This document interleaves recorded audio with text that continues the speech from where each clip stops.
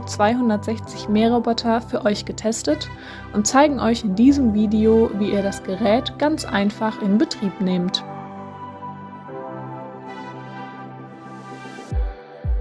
It's like we're running in circles, going around every day, getting stuck in the hurdles of yesterday. Nachdem ihr das Gerät ausgepackt habt, stellt ihr die Ladestation des Mähroboters an einen geeigneten Ort in euren Garten und schließt sie dann an das beigefügte Netzkabel an. Mit dem Begrenzungskabel legt ihr die Fläche fest, die der EasyMow 260 im Garten mähen soll. Zunächst befestigt ihr dafür den Anfang des Kabels in der Öffnung F. Im Anschluss verlegt ihr dann das Kabel und befestigt es mit den beigefügten Haken in der Erde. Look up to the moon. I'll meet you outside, away from the crowd. Just you and me together, it will all seem better outside. Just us in the sky. I will go wherever, I'll be yours forever.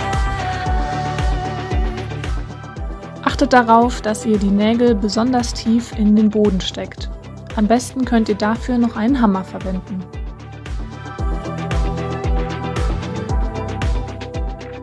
Der Abstand zwischen den Nägeln kann ca. 80 cm betragen und ist dann auf jeden Fall ideal.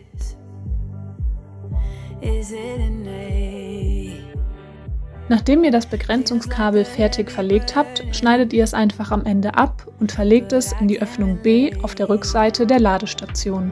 Solltet ihr alles richtig verlegt haben, leuchtet auf der Rückseite das Signal S1 auf. Nun steckt ihr den Yardforce Mähroboter an seine Ladestation und betätigt den Einschalter am Gerät selbst. Mit dem intuitiven Bedienfeld des Mähroboters könnt ihr ihn mit seiner Ladestation verbinden.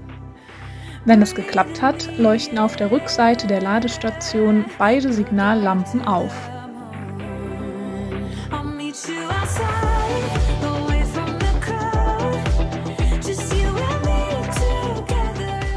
Wenn alles geklappt hat, könnt ihr den Mähroboter auf die Wiese setzen und die Mähdauer des Geräts einstellen.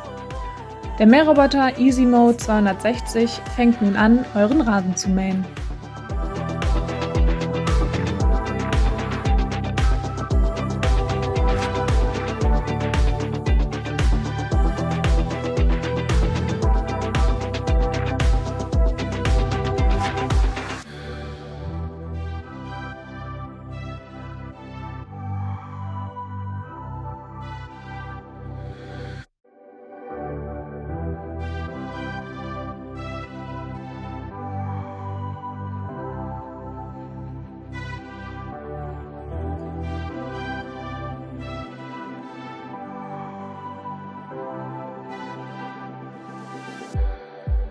It's like we're running in circles, going around every day, getting stuck in the hurdles of yesterday.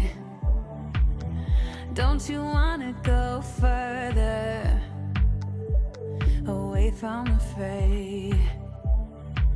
Let's not get stuck in our worries, we'll make our own way. Won't you come outside where the sunflowers bloom?